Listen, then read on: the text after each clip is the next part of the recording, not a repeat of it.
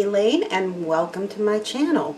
Well, my husband and I completely recovered from COVID, and as soon as we had negative test, we took a trip to Michigan and to see our children, and had a good time visiting our kids. So, but we're back and I'm ready to start doing videos again.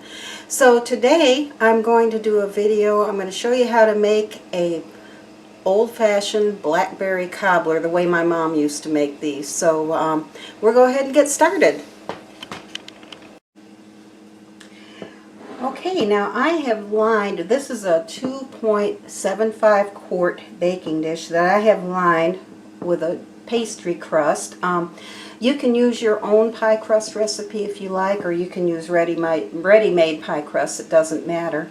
And to that I have added 4 cups of fresh blackberries that I just got at a farmer's market a couple days ago, and they look so nice I couldn't resist getting them for a cobbler. But anyway, now I'm doing this the way my mom always did this. She always used a bottom crust on her cobblers, and I know that most cobblers, they just put the fruit filling in the bottom and then they put the crust on top. And but my mom always put a crust on the bottom, and that is really the typical old southern way of doing a cobbler. So I'm doing it the way she did it, and I put my pie crust on the bottom. And I will, the rest of the ingredients I need to do over at the stove, so I'm going to move you over to the stove and be back with you in just a moment. Okay, now in my saucepan I have added 3/4 of a cup of sugar. You may need more or less depending on how sweet your berries are. These berries are pretty good, so I'm going to go with 3/4 of a cup today on this one. And I have added 3 tablespoons of cornstarch, and I have added 1 teaspoon of lemon juice and 1/4 teaspoon of cinnamon. And then I added 1/2 cup of water. And what I'm going to do is just cook this till it starts to thicken, and then we're going to pour it over our berries and put our crust on top.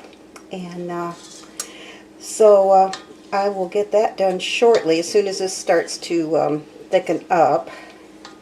But I'm going to be linking the recipe down below in the description so you can try this if you like. And let me know what you think about it when you do. So when this starts to get a little bit thick, I will be back with you. Okay, my sauce mixture has thickened up. So what I'm going to do is pour this in with my berries. Now I know it doesn't seem like much liquid, but the berries will make a lot of juice once they start to cook, and so it's going to have quite a bit of juice in it. So whoops, you can't see anything but the bottom of the pan, sorry about that. But anyway, alright, and I have that added to my berries, and so I'm going to move this aside and I'm going to roll out my pie crust. So I'll be right back with you when I get ready to do that. Okay, I am ready to add my top crust, so here we go. I have rolled it around my rolling pin, and I'm just going to pull it straight back.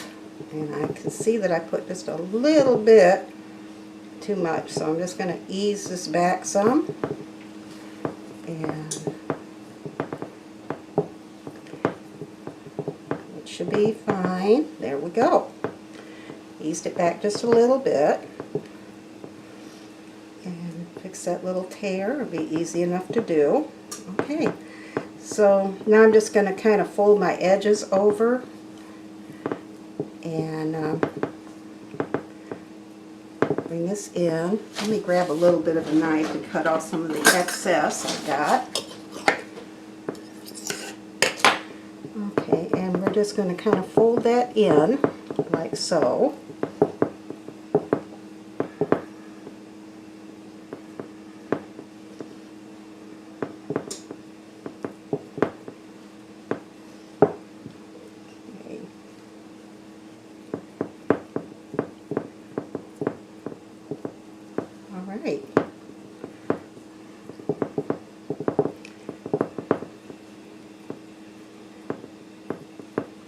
Okay, you put that little excess off the back of the pan or baking dish. I don't want that to start scorching and smelling bad. We don't want that to happen. All right. And now I'm going to put just a few slits in the top here. And one more thing that I'm going to do, let me go over here for just a second, because I forgot to get out my raw sugar. I like to take just a little bit of raw sugar and sprinkle it on the top.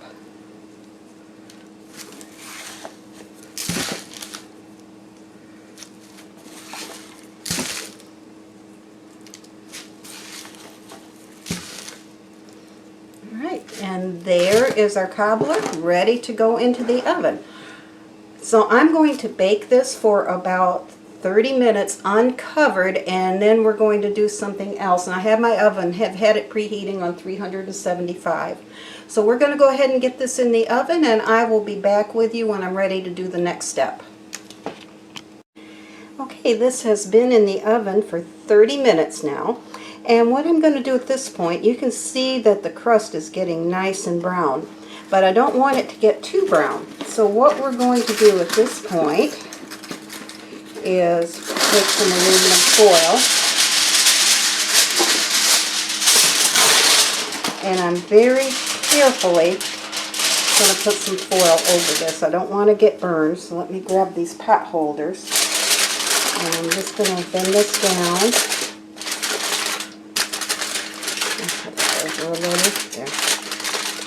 Okay, and we're going to put some foil on it, and we're going to put it back in the oven for about another 15 or 20 minutes, and it should be done at that point. So I'm going to go ahead and put this back in the oven, and we'll be back with you when it's done, and I'm ready to show you what it looks like. Okay, my cobbler has come out of the oven, and you can see how nice and golden it turned out. It took a total of 50 minutes. I left it in for 30, and then after 30 minutes, as I showed earlier in the video, we took it out of the oven, put a piece of foil over top of it, and then I put it back in the oven for 15 minutes. And then when I checked it, it looked like it needed about another 5 minutes, so I went ahead and gave it that. So again, it was a total of 50 minutes, but it looks really good, so I am going to let it sit and cool down a little bit, and when it gets a little cooler, I'll be back to show you what it looks like when it's served up. Okay, I have got this cooled down, and here it is.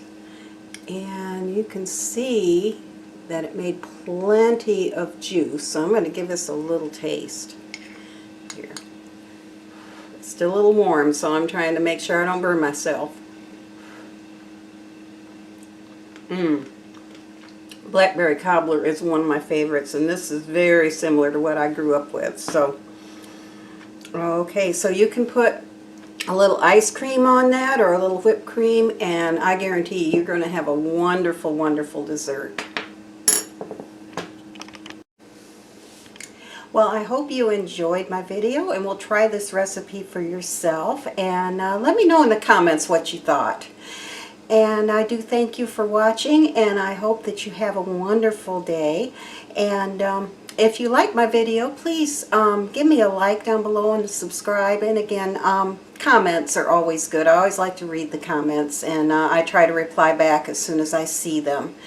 So anyway, again, y'all have a wonderful day, and thanks so much for watching. We'll see you next time.